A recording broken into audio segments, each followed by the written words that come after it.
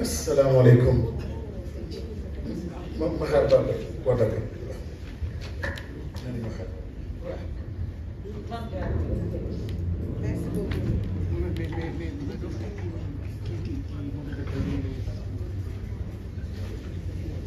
Oubendour et Parfait, vous avez quelque chose à dire?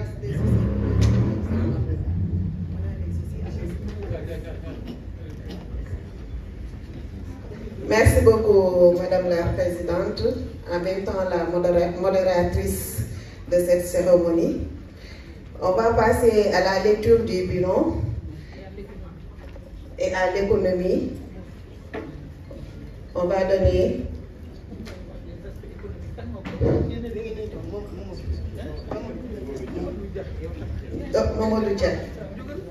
on va donner la parole à le président Mamadou Dia. Président Mamadou Dia, il va faire l'économie avant.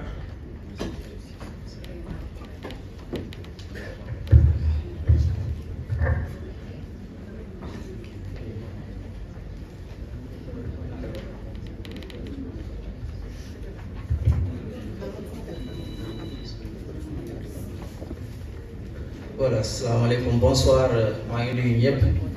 Madame la Présidente Aïda Mbodj, Présidente de la coalition de mes présidents, Monsieur le ministre Moustapha Bamba Guirassy, aussi les différents directeurs IFTEO, avec les coordonnateurs et délégués nationaux. Nous aussi l'ensemble des leaders de la coalition, Diomaye Président. De remercier aussi la presse ici présente. Alors donc, je vais déjà le 25 mars 2024, le Sénégalais a décidé pour faire mon candidat, le président de la République, son Excellence Bassirou Diomaye Diakhar Faye. Et comme nous le savons aussi, le tandem présidentiel, dès leur prise de fonction, ont entrepris d'importantes actions visant à assainir les finances publiques, mais aussi à promouvoir la bonne gouvernance, mais surtout de redynamiser donc l'économie. Et quand on parle de l'économie aussi, véritablement, c'est plusieurs piliers. Donc, il y a le volet agriculture, forcément, l'élevage, mais aussi la pêche qui constitue le secteur primaire. Nous avons aussi le volet secondaire qui concerne donc l'industrie et le secteur tertiaire également qui concerne les finances, le commerce, le transport entre autres. Et ce qu'il faut surtout saluer dans la nouvelle gouvernance du tandem Diomaye Sonko, c'est surtout la décision qu'ils ont vraiment prise pour assainir les finances publiques. Avec la publication, surtout la réduction des comptes, la publication donc des différents rapports de scientifiques de la Cour des comptes, entre autres. Et il faut rappeler aussi que nous avons trouvé donc un pays, comme on a l'habitude de le dire, l'économie est extravertie. C'est-à-dire on a des entreprises qui évidemment certes créent de la valeur ajoutée, mais comme vous le savez, le bénéfice ne reste pas au Sénégal. Et parallèlement aussi, le Sénégal dépense 7 000 milliards de francs CFA pour importer des marchandises et dépense également plus de 1070 milliards pour acheter et pour importer des produits alimentaires. Donc, c'est la situation qu'on a trouvée sur place. Mais aussi avec un endettement, comme tout le monde le dit, avoisiné à presque 100% du PIB. Donc, plus de 18 000 milliards de dettes. Également 4 000 milliards de dettes cachées. Donc ça, c'est la situation dans laquelle on a trouvé donc, le pays.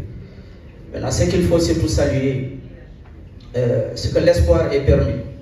Parce que le président de la République a été élu au premier tour avec 54% Et aux dernières élections législatives, la population a choisi de nous donner une majorité absolue, une majorité écrasante, et réitérer également cette confiance en répondant massivement à l'appel public à l'épargne. Donc l'objectif du gouvernement, c'était 150 milliards, mais comme vous le savez, la population a répondu massivement en accordant un montant de 405 milliards francs CFA, donc pour permettre effectivement donc, au gouvernement de démarrer certains projets. Donc il faut vraiment saluer donc, ces efforts donc, du gouvernement, et la coalition Diomaye Président est plus que déterminée derrière sa présidente, Dr Aïssatou Mbodj, et avec aussi la mobilisation de tous les leaders de la coalition Diomaye Président pour accompagner donc le gouvernement dans ses actions. Et il est important de revenir un peu sur ce que je disais tout à l'heure, c'est par rapport donc aux piliers de l'économie. Donc déjà sur le plan agricole, il y a beaucoup d'efforts. Par exemple, pour le compte de l'année 2024, le gouvernement déjà qui venait d'être mis en place avait déjà alloué un budget exceptionnel de 224 milliards de francs CFA pour accompagner les paysans et les agriculteurs. Et très récemment, le président de la République l'a rappelé lors de son discours du 3 avril qu'en fin mars, 80 milliards ont été donc mis à la disposition pour payer les arriérés des opérateurs agréés donc de semences et entre autres et de matériel agricole. Sur le plan de la pêche, ce qu'il faut surtout saluer, c'est l'arrêt donc des contrats. Je le disais ce matin à un ami en lui disant que pour ce qui est de la pêche, par exemple, le contrat permettait au Sénégal de ne gagner que 6 milliards de francs CFA sur 5 ans. Ça, c'est véritablement du gaspillage, à mon sens. Donc, c'est pourquoi nous saluons vraiment la décision du gouvernement dans ce sens, qui a arrêté donc les contrats de pêche pour surtout permettre de reprendre et d'avoir le contrôle sur nos ressources halieutiques. Et surtout donc de privilégier nos pêcheurs locaux dans ce sens. Alors, sur le plan de l'élevage aussi, comme vous le savez, un événement a été tenu à Kaolack, donc le lancement de la journée nationale de l'élevage. Donc tout cela c'est important, c'est pour dire que le gouvernement est en train quand même de poser des actes allant dans le sens même de développer les chaînes de valeur agricoles, pastorales et halieutiques. Et parce que c'est cela qui va nous permettre d'assurer véritablement notre souveraineté alimentaire, mais surtout de créer des emplois. Alors, sur le plan de l'industrie, on a noté aussi beaucoup de décisions majeures, des réalisations phares, concernant par exemple le démarrage de la production du site de Sangomar. Aujourd'hui, le site est à plus de 100 000 barils par jour, et ça c'est à saluer parce que ça permet donc véritablement quelque part d'avoir des recettes permettant de prendre en charge les priorités donc, des Sénégalais. Donc à côté de cela aussi, la relance des activités de la Sonacos, ça aussi c'est très salutaire. Je pense que tous les sites actuellement de la Sonacos sont mis en marche, et cela va beaucoup contribuer à augmenter la production locale, mais surtout à créer aussi des emplois. Alors, sur le plan du commerce, je remercie et je félicite monsieur le directeur général Waly Diouf Bodian. C'est un directeur que nous apprécions beaucoup, qui est très dynamique, qui est très disponible aussi, et qui fait un excellent travail au niveau du port autonome de Dakar. Donc, il faut le dire, les signaux sont au vert, comme j'ai l'habitude de le dire, au port autonome de Dakar. Je me suis permis tout à l'heure de noter quelques chiffres. Par exemple, ce qui est du trafic des marchandises, on est à porté donc à plus de 24 000 millions de tonnes, soit 8%, une hausse de 8%. Les exportations également ont connu donc beaucoup de progrès.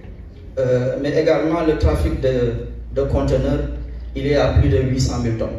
Donc pour ce qui est donc des navires, le nombre d'escales est porté à plus de 3 000 navires. Donc je pense que ce sont des efforts qu'il faut véritablement donc saluer. Et donc nous vous félicitons, monsieur le directeur général. Donc, je vais attendre certainement donc, les questions des journalistes pour revenir apporter quelques éléments de réponse sur ce volet économique. Je vous remercie.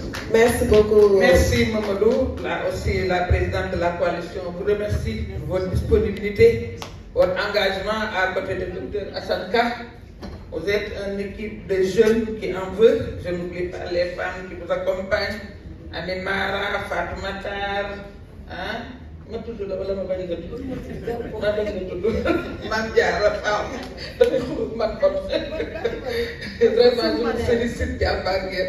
Monsieur le ministre, avant de donner la parole à Assane, vous venez dire un mot ou bien après en tout cas yow yaay kilifa bi heure boo bëggee nga wax.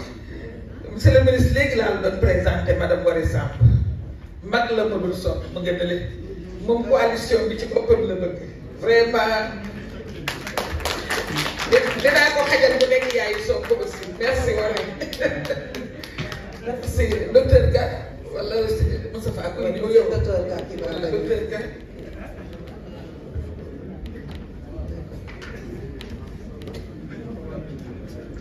Merci beaucoup. Docteur Ka, il va faire la lecture du bilan.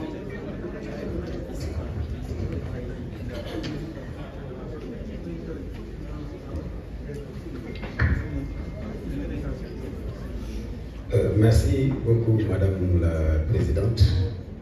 Mes salutations vont aussi à l'endroit du ministre Moustapha Guirassy, honorable Marème Laké, une amie, et à toute l'équipe que vous avez mobilisée pour vraiment rendre perfectible le travail.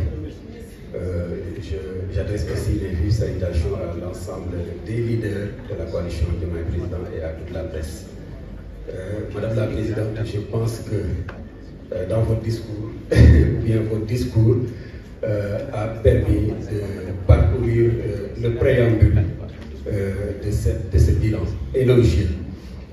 Donc moi je dirais plutôt, même avant de faire une lecture sommaire, je ne ferai pas une lecture globale parce que la plupart des points ont été traversés à travers les communications qui ont été faites.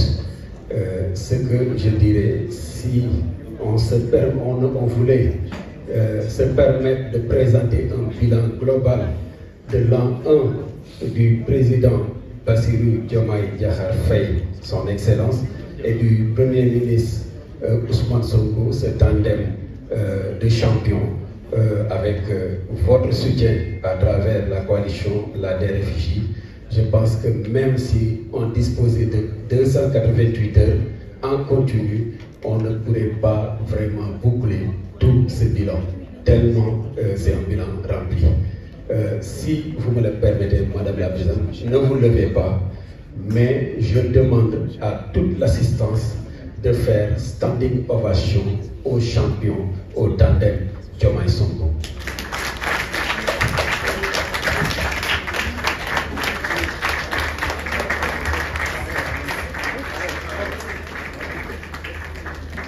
Merci à toutes et à tous. Permettez-moi aussi d'adresser mes salutations au DG du port, vraiment qui a aussi fait une très belle intervention. Donc c'est quelqu'un qui est admiré par la majorité des Sénégalais. Seulement il n'y a que les Sénégalais qui n'aiment pas le Sénégal qui peuvent être contre ce monsieur. Voilà, donc je vais sauter d'abord le préambule et en introduction. Avec cette nouvelle ère de gouvernance, le Sénégal a choisi le cap de la souveraineté, de la justice et de la prospérité ancrée dans nos valeurs fortes. Son Excellence, Monsieur le Président de la République, Bassirou Diomaye Diakhar Faye, a lancé les bases d'un État réhabilité où le droit prime sur la force et où l'éthique et la transparence prennent le dessus sur l'opacité.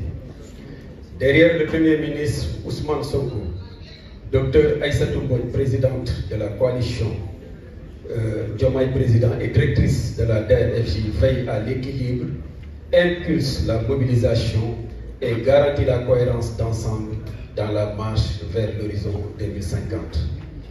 Par rapport au contexte général, à son arrivée au pouvoir, la nouvelle gouvernance hérite plutôt d'un pays divisé, surendetté et méfiant envers ses propres institutions.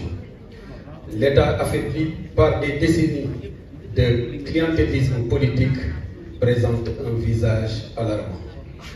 Des institutions publiques dépouillées, spoliées, délabrées, un surendettement de la dette publique, plus de 4 000 milliards de dettes cachées. Plus de 4 000 milliards. Je pense que c'est trop méchant, permettez-moi ce commentaire. Un détournement massif des deniers publics, spoliation foncière, blanchiment de capitaux, et j'en passe. Une jeunesse peu qualifiée, désorientée et désœuvrée. Derrière ce tableau sombre se cachait une formidable opportunité pour impulser, redresser et accélérer un processus de développement. Une bonne gouvernance, une justice indépendante, un aménagement du territoire, un développement durable, un capital humain de qualité et une forte équité sociale, une économie compétitive et un développement endogène. Analyse de la situation héritée. L'état des lieux dressé par les premières institutions de contrôle est sans appel, d'être insoutenable, rendu soutenable par le ministre des Finances actuel. 12 000 milliards sans traçabilité. Gestion prédatrice, contrat extractif déséquilibré, passation de marché sans appel d'offres, exonération fiscale injustifiée, justice instrumentalisée, arrestation politique arbitraire, magistrats sous pression, procédure bâillonnée. Défiance généralisée. La plupart des citoyens ne croyaient plus à leur institution. En revanche, dès les premières semaines, des actes de rupture posent les jalons d'un nouveau contrat social. Réalisation majeure par secteur. Justice. On a eu les assises de la justice. Donc je me passe de commentaires pour aller vite. Mise en place de la plateforme Djoubanti. Création du pôle judiciaire financier. Réforme du Conseil supérieur de la magistrature.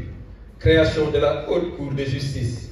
Commande de 1000 bracelets électroniques pour désengorger les prisons. Fin des détentions arbitraires, des centaines de libérations. Côté gouvernance, la transparence a été renforcée par la publication des rapports par les différents corps de contrôle et des contrats miniers, pétroliers et gaziers. La publication de la déclaration de patrimoine du président de la République et de ses ministres. L'adoption d'un calendrier républicain pour la prise en charge des questions orales au Premier ministre Ousmane Sonko et à son gouvernement à l'Assemblée nationale. La réduction des comptes, assainissement des finances publiques et rationalisation des dépenses. La digitalisation de l'administration publique avec le New Deal technologique. Côté économie, je vais me passer de cela parce que notre ami Mamadou Dia a fait une très belle présentation là-dessus. Côté éducation, santé, je vais en laisser aussi le soin à notre ministre qui est ici présent, qui nous a vraiment fait honneur constamment. Côté défense et souveraineté, on a eu le renforcement de la paix en Casamance, la consolidation des capacités technologiques et industrielles de l'armée, l'acquisition d'équipements militaires pour environ 200 milliards de francs CFA, la création d'une unité de cyberdéfense nationale, le retrait programmé de certaines bases militaires étrangères, le lancement de notre premier satellite, le Gaïdé Sat, la célébration annuelle de la journée du tirailleur, la réactivation du service civique national, la rebaptisation des rues et des boulevards. Côté énergie, on a eu une renégociation des contrats pétroliers et miniers, l'accélération de l'électrification rurale avec 2740 localités supplémentaires, le recrutement des gestionnaires de l'énergie dans l'administration, mais également la préparation à la première extraction de pétrole sénégalais. Côté diplomatie, on a eu aussi le renforcement des relations diplomatiques avec les pays voisins. Le discours panafricaniste réaffirmé à l'ONU et à l'UA la relance du projet de monnaie ouest-africaine. Côté agriculture et élevage et pêche, je pense que aussi notre ami Mamadou Dia en a fait un bel exposé. Force et levier de transformation, le leadership transformationnel, Diomaye Sonko, l'administration centrée sur le mérite et l'éthique, la coalition politique stable avec des relais territoriaux puissants, la mobilisation citoyenne active et massive, notamment des jeunes et des femmes. Donc, en conclusion, le bilan de l'an E, largement positif du tandem Diomaye Sonko, démontre encore une fois leur engagement à répondre aux besoins des populations d'ici et de la diaspora. L'avenir du Sénégal repose sur notre capacité collective à instaurer une gouvernance apaisée, participative et résiliente. Le dialogue, l'ouverture et la discipline sont les clés pour relever les défis contemporains et construire ensemble un Sénégal prospère et uni. Vive le Sénégal, vive la coalition Diomaye Président. Merci, Madame la Présidente.